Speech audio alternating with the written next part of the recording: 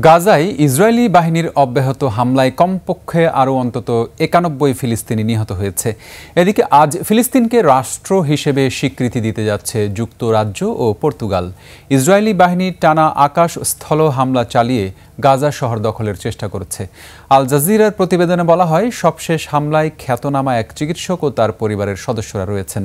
শহর জুড়ে আবাসিক ভবন, আশ্রয় কেন্দ্র, বাস্তুচ্যুতদের তাঁবু, এমনকি সামরিক নির্দেশে শহর ছাড়তে থাকা একটি ট্রাকেও বোমা হামলা চালানো হয়। শহরের সবচেয়ে বড় হাসপাতাল আল শিফার পরিচালক ডক্টর মোহাম্মদ আবু সালমিয়ার বাড়িতে হামলা চালানো হয়। এতে অন্তত ৫ জন নিহত হন। নিহতদের মধ্যে ছিলেন আবু সালমিয়ার ভাই, ভাবি ও তাদের সন্তান। এদিকে হামাস ফেয়ারওয়েল ফটো নামে ৪৭ ইসরায়েলি জিম্মির ছবি প্রকাশ করেছে। অন্যদিকে ফিলিস্তিনকে রাষ্ট্র হিসেবে স্বীকৃতি দিতে যাচ্ছে যুক্তরাজ্য ও পর্তুগাল। বিকেলে এক বিবৃতির মাধ্যমে এই ঘোষণা দিতে পারেন তিনি।